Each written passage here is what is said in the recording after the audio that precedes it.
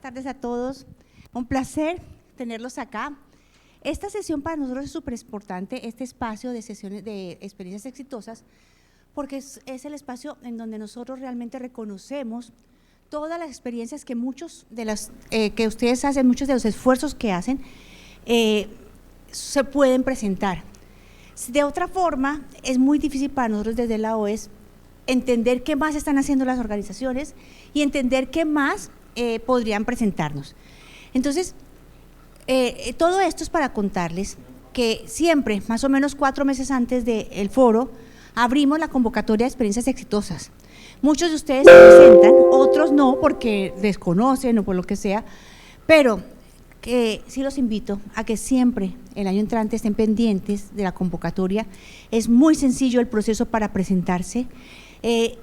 Requiere simplemente inscribirse, hacer un pequeño resumen, mostrarnos, siempre con resultados. Y una vez se termina esto, empiezan los evaluadores, los jurados a evaluar las experiencias, y las experiencias pueden pasar o a conferencia, como en este caso, o a póster. ¿Ok? Entre más experiencias tengamos, muchísimo mejor, y porque podemos reconocer lo que están haciendo ustedes y lo que nadie sabe que se están haciendo en los hospitales de Colombia y de la región. Entonces, quiero agradecer al doctor Jairo Aguilera López, que es el coordinador del Grupo de Evaluación y Seguimiento de Servicios Oncológicos del Instituto Nacional de Cancerología. Él es médico cirujano, especialista en administración hospitalaria y gerencia de servicios de salud. Cuenta con más de 20 años de experiencia en el sector, una experiencia en investigación cualitativa y cuantitativa enfocada a la oferta de servicios oncológicos a nivel nacional, experiencia en sistemas de salud y legislación en salud, gestión y organización de servicios de salud, costos en salud y aseguramiento. Se ha desempeñado en diversos cargos del sector público y privado, fue asesor de la Dirección de Planeación de la Secretaría de Bogotá y también consultor de la Unidad Internacional contra el Cáncer, UICC, para la iniciativa SECAN 2025, para ciudades de Cali, Asunción y Yangon. ¿Yangon dónde, doctor? Lo que era la antigua Birmania. Ok, antigua Birmania, siempre aprendemos algo más.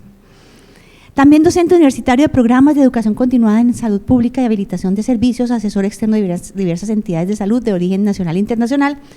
Y actualmente el doctor Aguilera es el coordinador del Grupo de Evaluación y Seguimiento de Servicios Oncológicos del Instituto Nacional de Cancerología. Bienvenido, doctor, muchísimas gracias. Bueno, muchísimas gracias. Ya me dijeron que tenía poquito tiempo, entonces voy a intentar. Dame 5 más. Bueno. Bueno, muchísimas gracias al comité organizador por aceptar la propuesta que nosotros hicimos, que parece que fuimos de los pocos porque presentamos 2 y tenemos un póster también allá en el salón para que los invitamos a que lo vean. Yo les voy a contar de manera muy breve una experiencia que tuvimos en el Instituto Nacional de Cancerología y que fue acelerada gracias a la desafortunada pandemia. Entonces, resulta que desde el grupo que nosotros tenemos, el Grupo de Evaluación y Seguimiento de Servicios Oncológicos del Grupo Área de Salud Pública y de Investigaciones, tenemos entre varias de las funciones el proponer el desarrollo de nuevos modelos o modalidades de atención.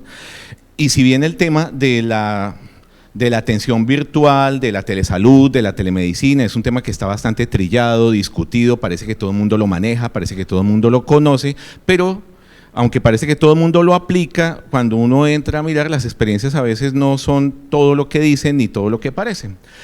Desde el año 2017 nosotros habíamos propuesto al instituto empezar a montar esta modalidad, pero el Instituto Nacional de Cancerología, institución pública, 88 años que cumple este año, única institución pública bajo el concepto de lo que es un centro integral de atenciones dedicado exclusivamente para cáncer, se enfrenta a los retos y los desafíos de las entidades del Estado y entidades con mucho tiempo.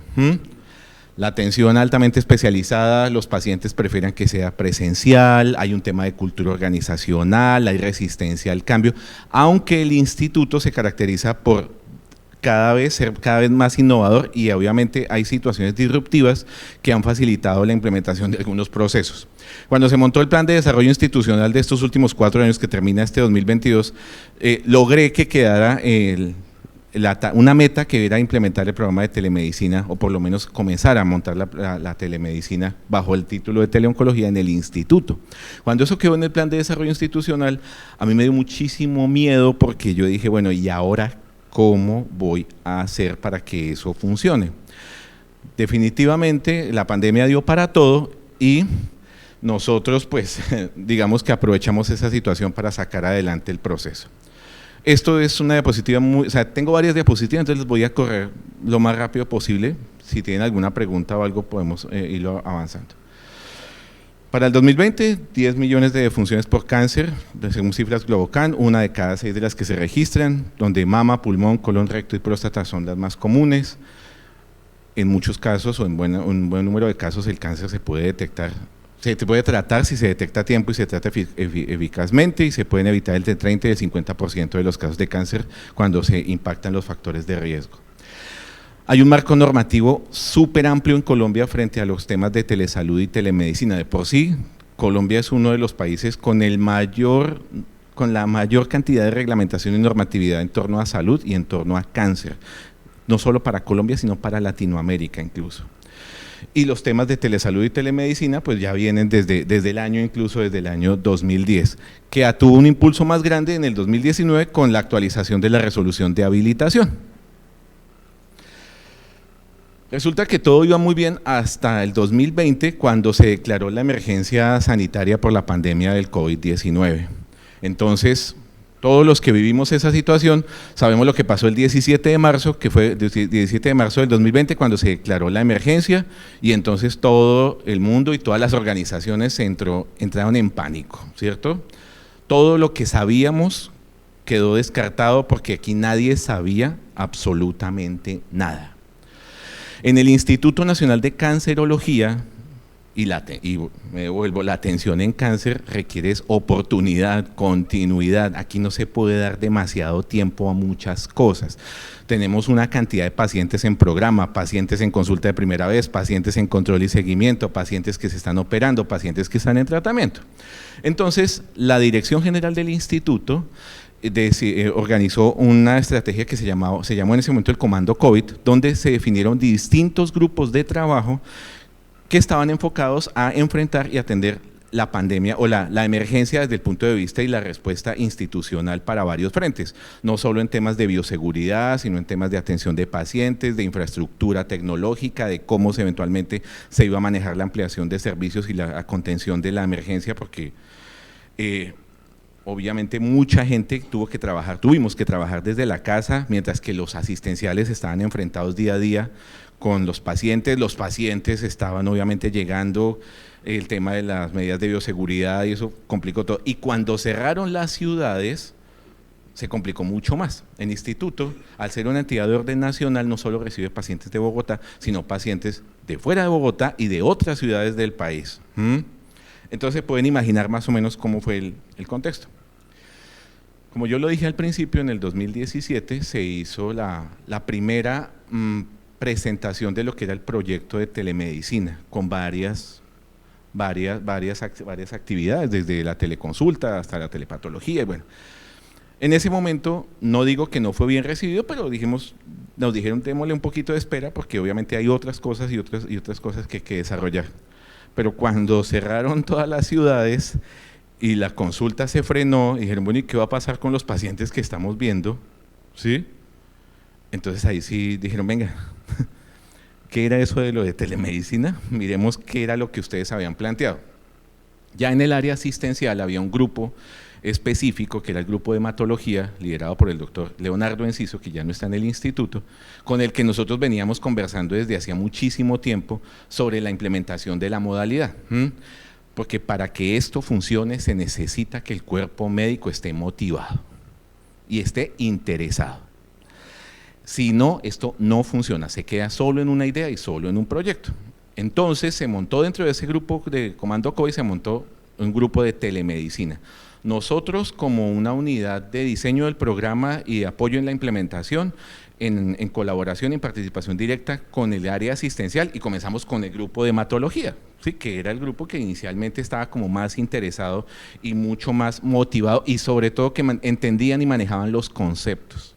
Todavía hoy se sigue hablando de teleconsulta, de consulta virtual, y hay una cantidad de conceptos que están desde la norma que son supremamente claros y que es lo que, bajo los cuales deberíamos nosotros regirnos y trabajar. Entonces, desde el 17 que se declaró la emergencia social, la emergencia sanitaria, el 17 de marzo del 2020, pasaron 8 días mientras se organizaban los grupos de trabajo en el instituto. En 9 días se hizo lo que en 9 meses no se hace, ¿sí?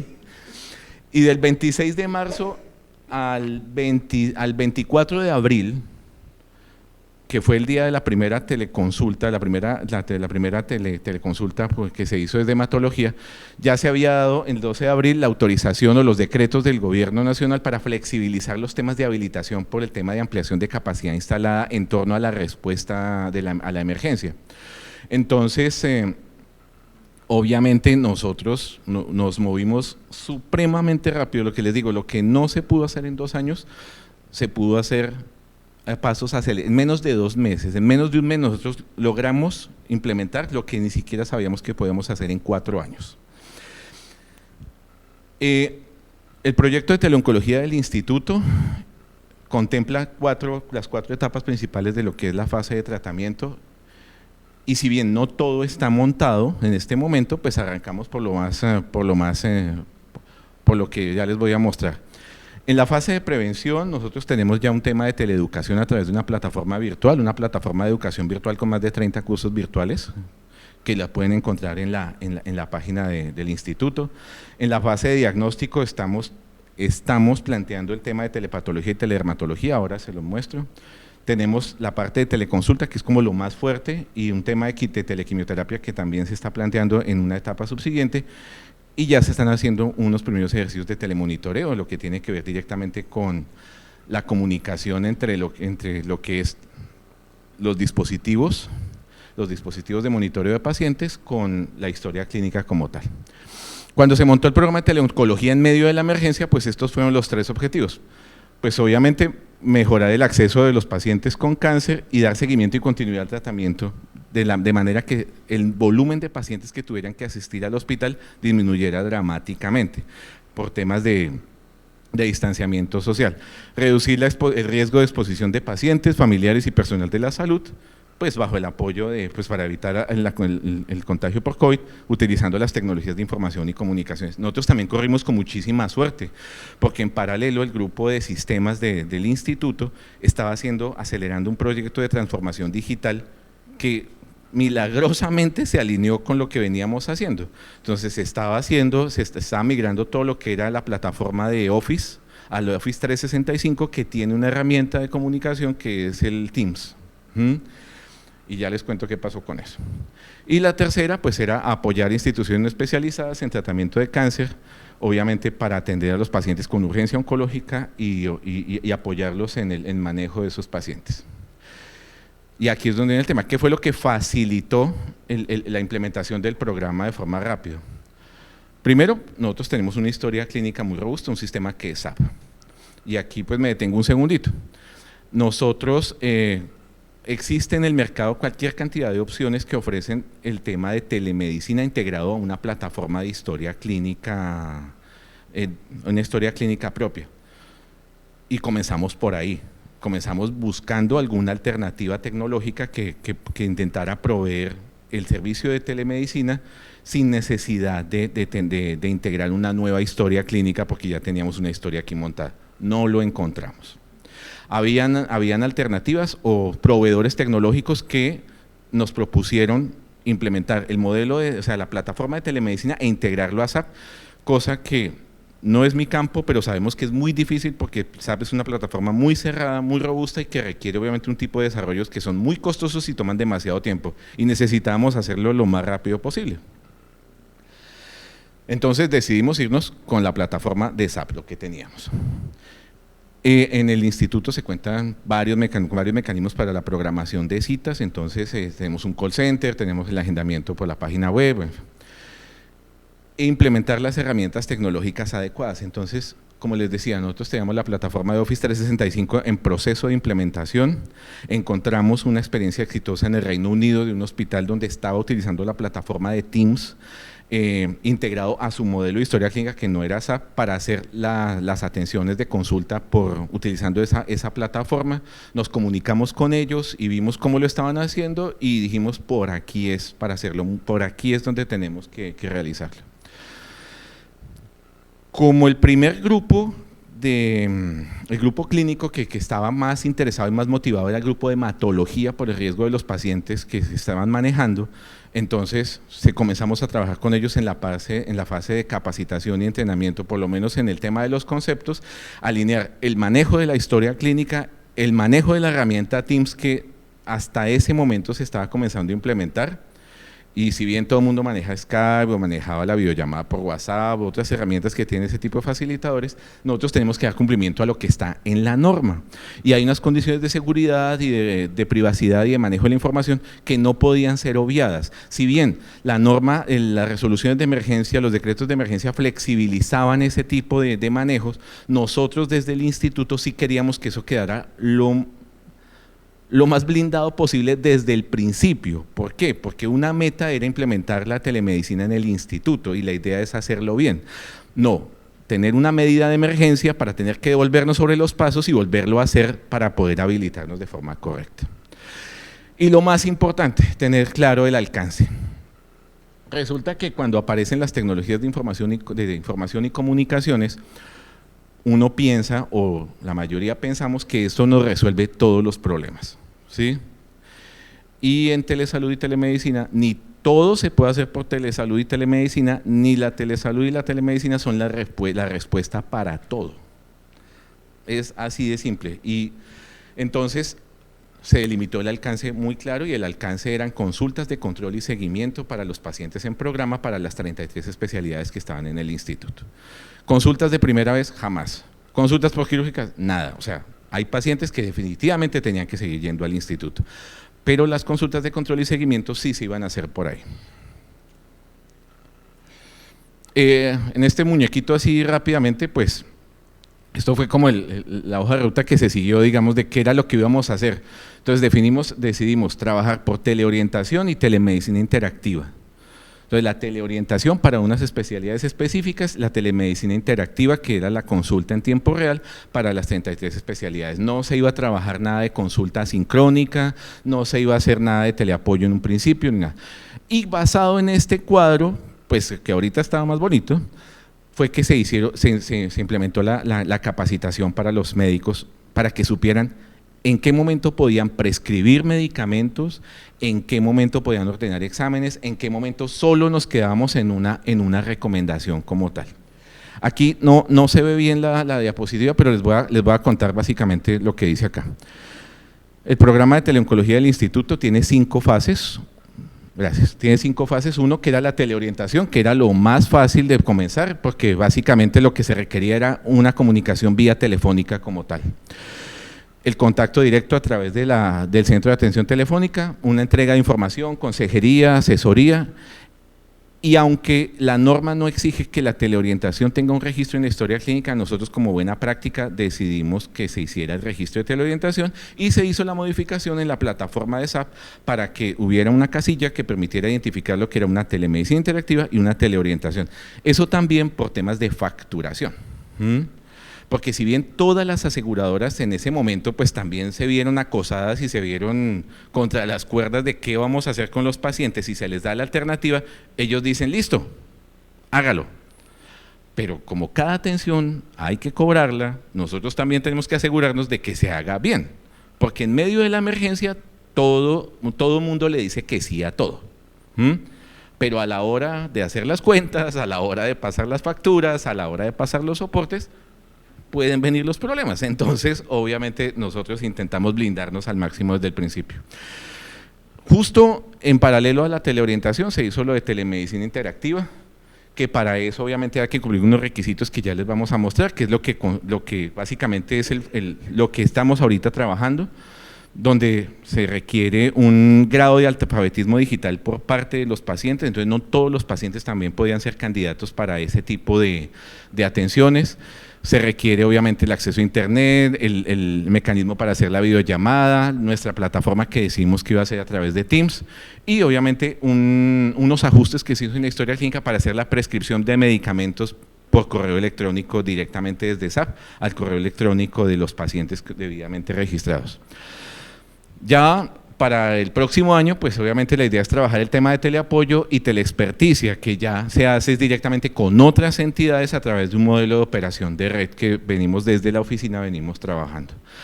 Y el tema de telemonitoreo, que es lo que les comentaba, que es lo que se viene trabajando a largo plazo, que requiere pues obviamente otro tipo de infraestructura tecnológica porque vamos a comunicarnos con los equipos como tal. En cuanto al tema de arquitectura y recursos tecnológicos, pues utilizamos la plataforma de Office 365, la historia clínica electrónica de SAP, toda la plataforma de Microsoft Teams, un sistema de telefonía IP y obviamente se hizo una inversión muy pequeña, pero se hizo una inversión en computadores y en diademas telefónicas para casi todo el personal.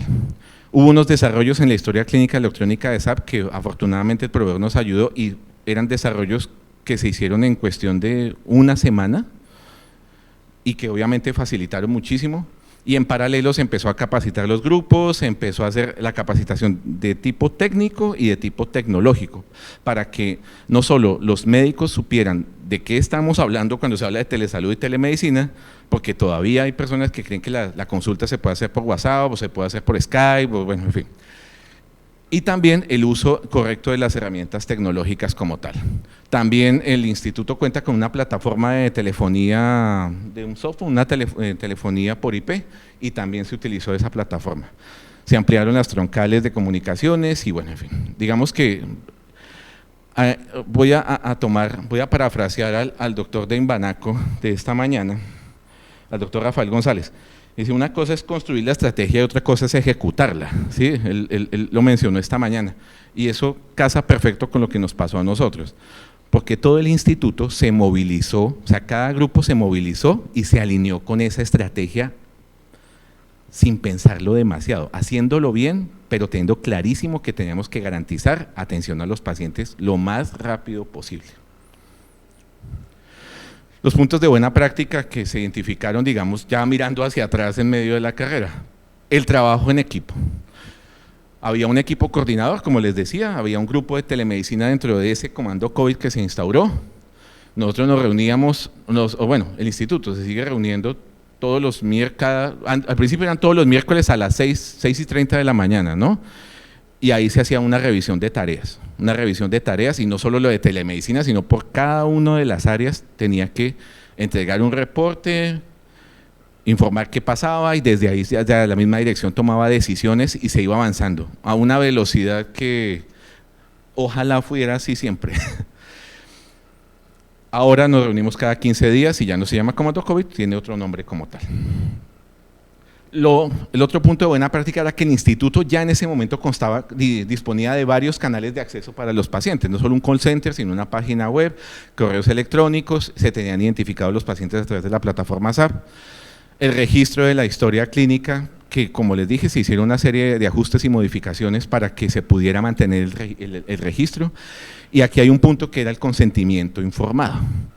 Entonces, en ese momento se instauró un consentimiento informado verbal, para que el paciente obviamente asintiera la atención por telesalud y telemedicina. También hay que entender que eso era completamente nuevo para muchos pacientes.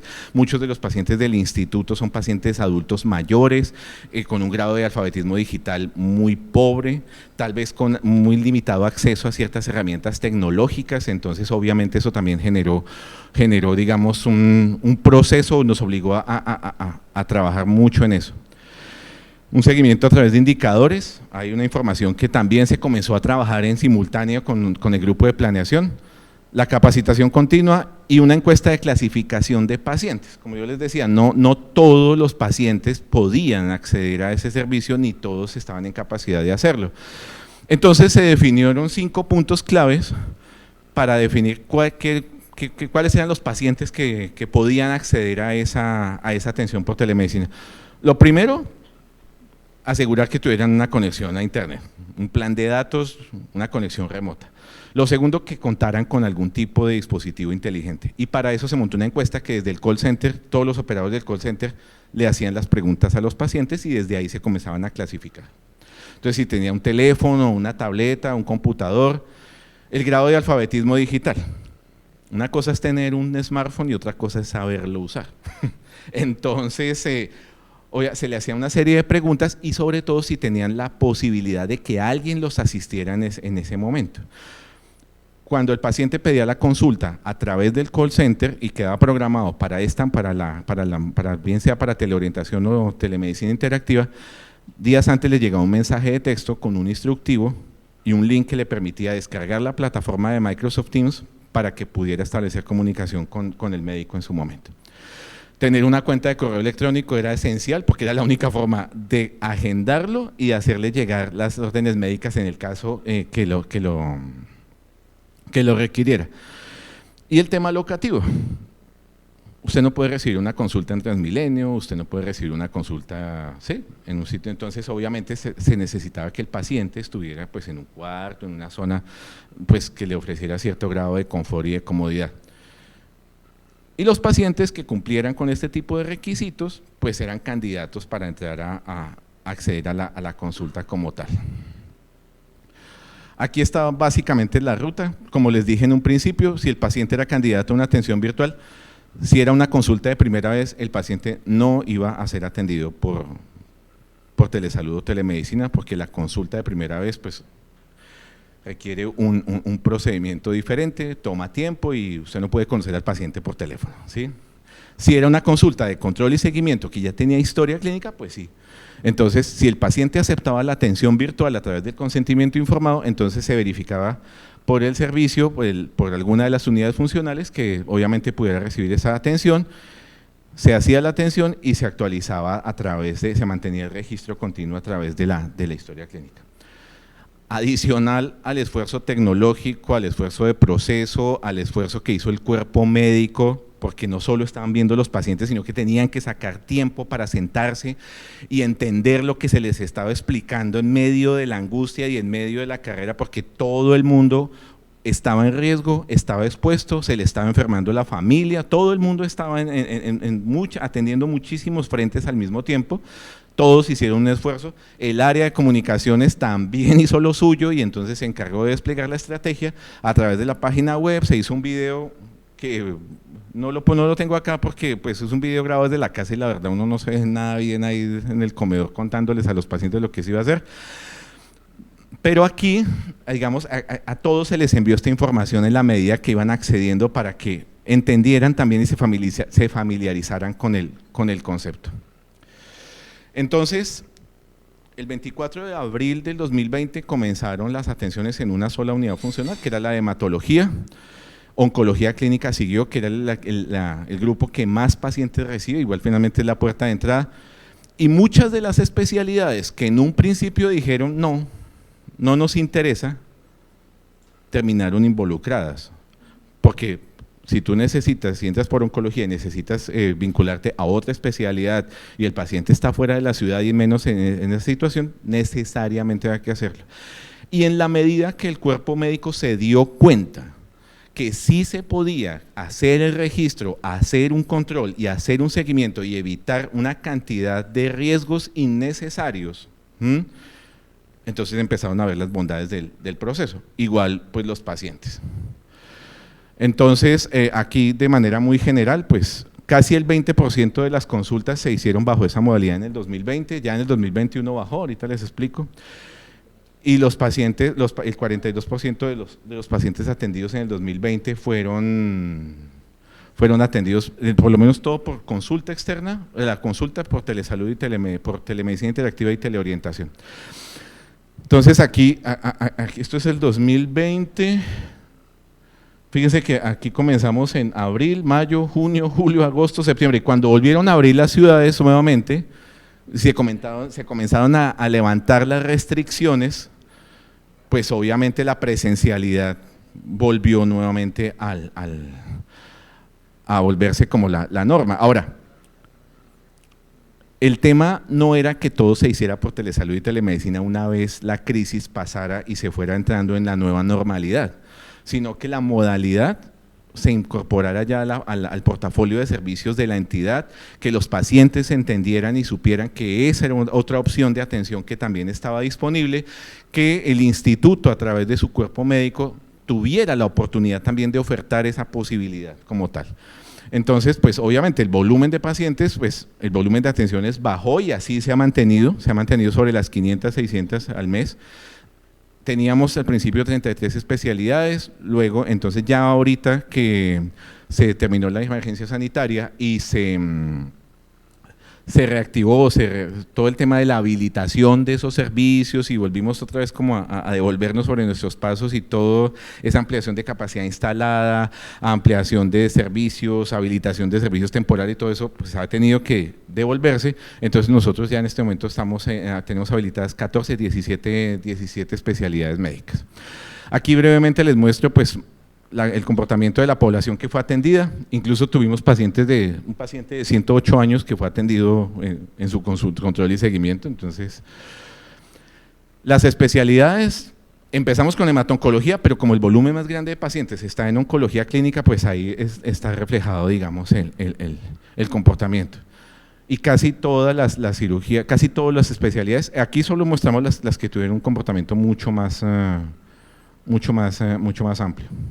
El 70% de las atenciones se hizo por oncología, hematología, endocrino y dolor y cuidado paliativo. Ya. Las patologías más atendidas, pues cáncer de mama, colon, piel, tiroides. Y nosotros, en el tema de indicadores, nosotros en el instituto tenemos una plataforma que se llama CI, bueno, le decimos CI, que es el Sistema Integrado de Administrativo de Información, ni siquiera me sé bien lo que significa, pero todo el mundo dice que es el CI. Y aquí nosotros en tiempo real le hacemos seguimiento a toda la productividad del instituto. Entonces la modalidad de telemedicina interactiva y de teleorientación pues está en seguimiento, en monitoreo continuo, y ahí se ve el comportamiento por EPS, los pacientes, bueno, en fin, es una plataforma bien bonita. Así rápidamente, entonces, definitivamente se demostró lo que en principio generaba cierto recelo, que sí era una forma de acceder a los servicios de salud de las especialidades oncológicas. O sea, sí se puede hacer telemedicina para cáncer, sí se puede hacer. El programa de teleoncología aplicaba para la atención de toda la población que requiera consulta de control y seguimiento, asesoría o consejería en temas oncológicos, con alcance a toda la población. Nosotros pues también vemos población infantil y obviamente está, en un principio solo se empezó en adultos, pero también se incorporó a la población pediátrica.